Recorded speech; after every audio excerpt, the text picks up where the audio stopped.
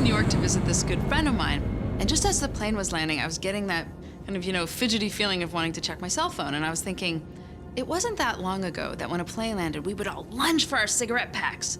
Well, actually, we used to all smoke on the planes. But nowadays, when a plane lands, we all lunge for our cell phones with that same kind of addictive fever, like we can't stand not being connected for a second longer. And it doesn't let up. I'm walking down the street in Manhattan and no one's making eye contact. Everybody's looking down, they're texting, they're tweeting. I half expected to see the Statue of Liberty torch with one hand, texting with the other. So I'm finally at lunch with this really good friend of mine and we are having a fantastic time. I haven't seen her in years. We're laughing, drinking, talking, but I'm still getting this urge to check my email. And I was like, Tiffany, stay focused. You traveled all the way across the United States to see her, stay focused. But eventually it was like, it overtook me. And then I faked needing to go to the bathroom. So I excused myself, grabbed my phone, go into the bathroom stall, kind of hiding, texting, emailing, thinking, what if I become?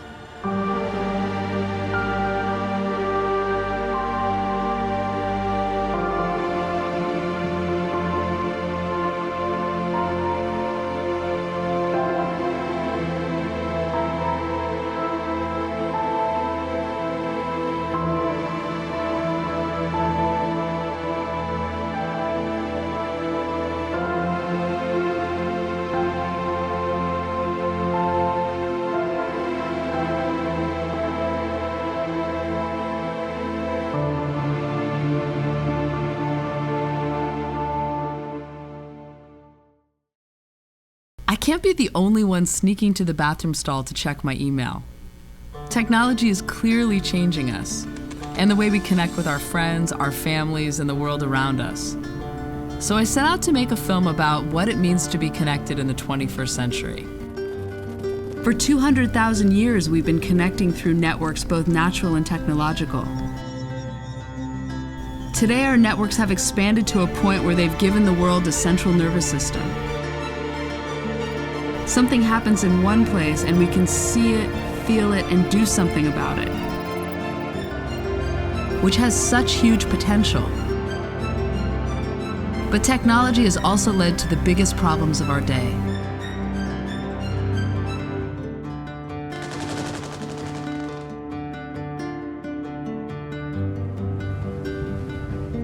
It's accelerating our connectedness in ways we can't even predict. Take the honeybees. Their recent disappearance is the perfect example of how everything is connected. Albert Einstein predicted that if honeybees were to disappear completely, humanity would be gone in 4 years. No more honeybees, no more food being pollinated, no more humans. So if one change in our over-connected world can have such far-reaching consequences, how can we use the power of all these connections to turn things around? This was the kind of question I was exploring in this film. And then I had this year that turned my world upside down and forced me to rethink everything I thought I understood about the ways we're connected. Let me back up. When I was growing up, I had my own version of Einstein. I called him Dad. He was the one who taught me to look for connections in the first place. He was a general surgeon with a special interest in the brain, and he always found entertaining ways to teach us about his work. When I was in 3rd grade, he came to my class on career day with a huge ice cream container. He put it on the teacher's desk and he started talking about the human brain.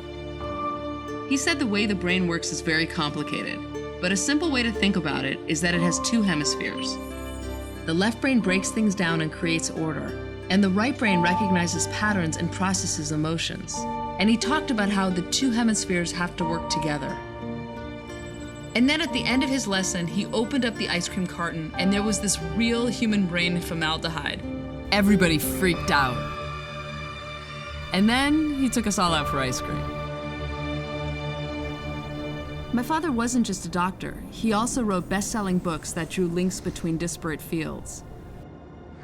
He searched for patterns throughout history to give insight into why we do what we do. In his first book, he drew parallels between breakthroughs in art and breakthroughs in science. And you know, the artist expresses the nature of reality using image and metaphor. And the physicist is investigating the nature of reality and expresses it using numbers and equations. But it's the same thing, they're just different languages. Like how Cubism challenged viewers' notions about space and time right before Einstein published his theories about space and time. Or how the artist Seurat started painting using tiny dots right around the same time that scientists theorized molecules. He found examples like this all throughout history. His books influenced a lot of people.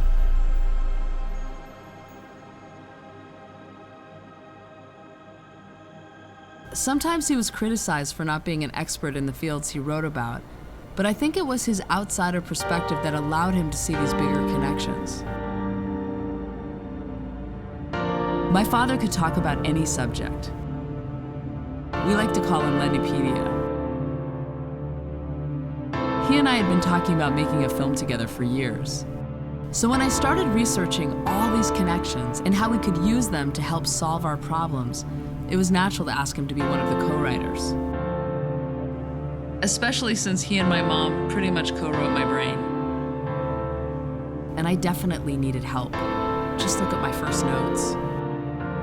I spent weeks staring at this picture, wondering where to even begin.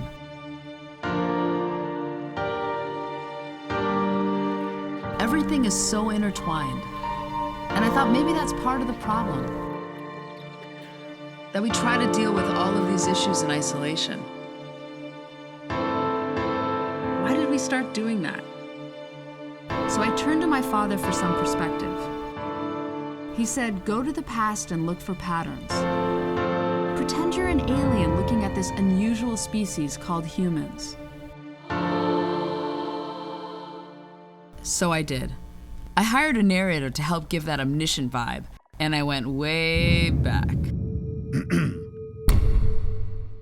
Once upon a time, a single point exploded into the universe, which caused a chain reaction that led to life. For a time, dinosaurs lived large. Then, not so much. One theory of why they died out is that they couldn't adapt to the new flowering plants that depended on bees for pollination. Bad news for the dinosaurs. Good news for the bees. Then a new group of very adaptable mammals emerged. They were social, lovable creatures who loved to connect with each other. At first, there were very few of them. But they had a couple of things going for them. Their opposable thumbs, which were really good at grasping stuff, and their unusually large brains, which were exceptional at grasping ideas. The human brain grew rapidly in early evolution, not so that they could use tools or expand their thinking, but because of their need to connect. Because human babies are not fully developed, they rely on their parents longer than other species. So human brains evolved to seek out human contact to survive. These brains are what distinguished humans from the other 2 million species on Earth. But for eons, they couldn't communicate much of what they knew about the world with others because they had no written language. Then, they finally invented a radical new technology that would change their lives forever.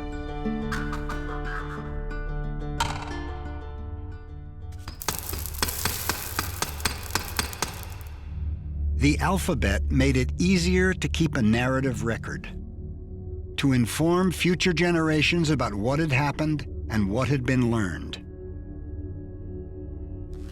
By accumulating knowledge, humans were able to progress and multiply. But literacy also led to something unexpected.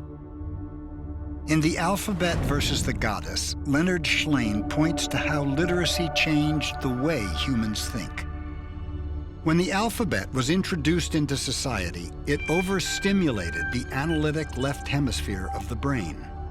He builds on the theory that the left hemisphere, which is used in reading and writing, is associated with masculine traits, and that the right hemisphere, used to see images and patterns, is more feminine. So Shlain suggests that the advent of literacy shifted the balance of power between men and women. While in most ancient societies, men worshipped goddesses, whenever literacy was introduced into a society, a new patriarchal outlook emerged. He traced this pattern throughout history, finding links between the onset of literacy and the oppression of women around the world.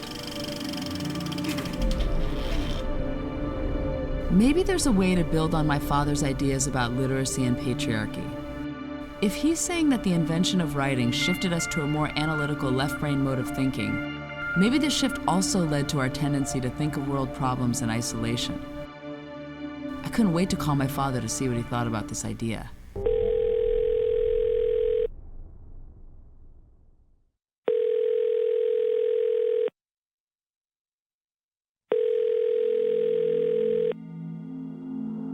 But no one picked up.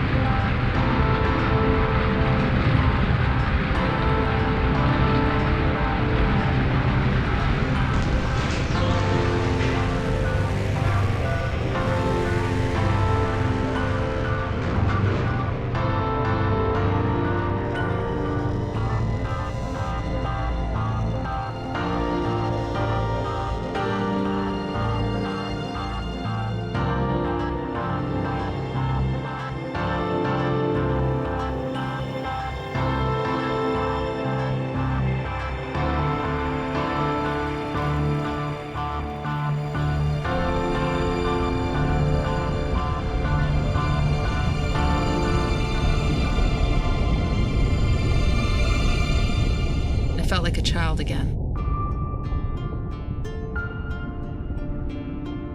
I remember when I was 4 years old, we were skiing and we were on one of those really long chairlift rides. And I was just beginning to get on the ride and I slipped off and my father grabbed the hood of my coat and I was dangling from the chairlift and he was holding me with everything he could. We were up 40 feet and there was snow beneath us, but we could see rocky cliffs just ahead. And he looked at me and said, "I can't hold on to you the whole way. It's safer to let you go here over the snow." And I kept saying, "Daddy, Daddy, don't let me go." And he looked into my eyes and he said, "You're gonna be okay." And then he dropped me.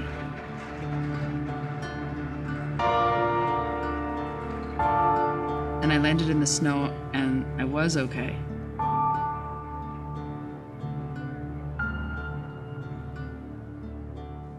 And here I was suddenly feeling the same way. Like, "Daddy, don't let me go." I couldn't imagine my world without him.